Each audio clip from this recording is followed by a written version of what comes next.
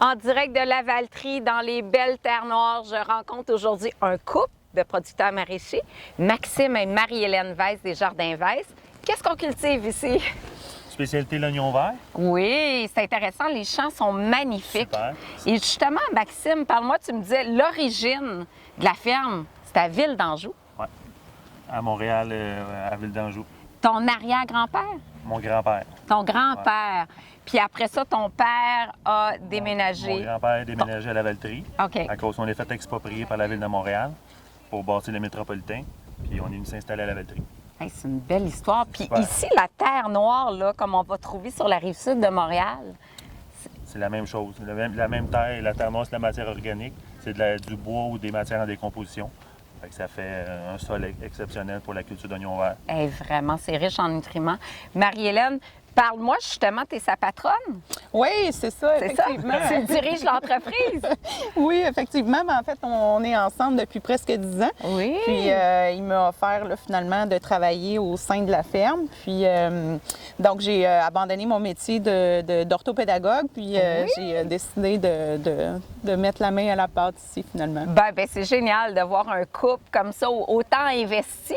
Et là, parlons de l'oignon vert, justement. La récolte commence quand? Ça se termine quand? Puis qu'est-ce qu'il y a de particulier avec cette culture-là? Normalement, ça commence début juin, très Oui. tôt début juin même. OK. Puis ça peut se terminer jusqu'à milieu octobre, fin octobre. OK, la saison est quand même saison longue. est quand même longue, Et ouais. Marie-Hélène, tu me parlais qu'il y a même une période où on a de l'oignon vert rouge. Oui. Oui, effectivement. C'est la même chose qu'un oignon vert, sauf qu'il est rouge. Puis, je trouve que le goût il est un petit peu plus doux. Oui. C'est vraiment très bon.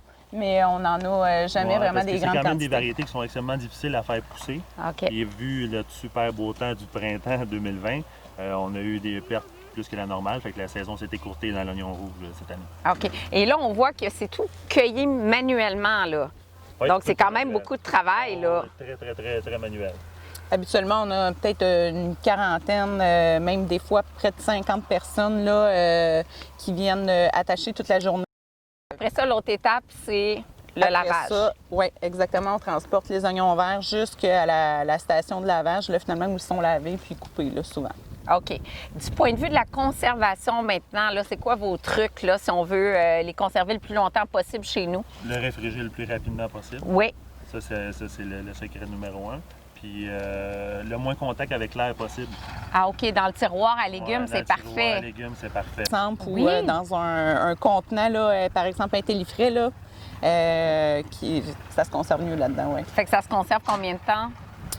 Ah, mais assez longtemps, je dirais. Je dirais quasiment 2 semaines, là, un bon 2 semaines. Là, Pas de belle qualité, 2 semaines. Ouais. Et là, justement, Marie-Hélène, là, on dit souvent à tort que c'est de l'échalote, ça. C'est pas de l'échalote. Non, c'est ça, effectivement. C'est de l'oignon vert.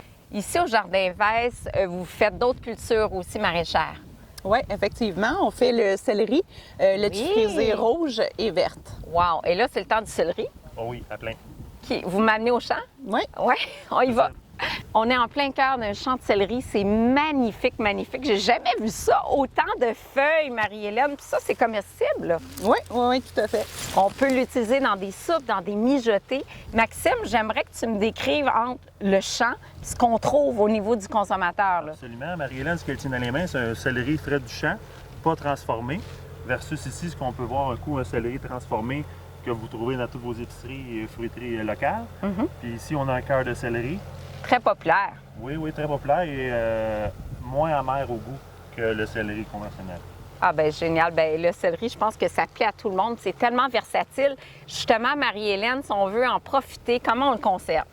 En fait, c'est de le couper puis de le conserver dans l'eau, là, idéalement. Ça va prolonger la durée Ouais. de vie du Ouais, céleri ouais, parce que beaucoup. c'est gorgé d'eau, le céleri, là, 95 Ouais, d'eau. il va C'est rester beaucoup plus croustillant.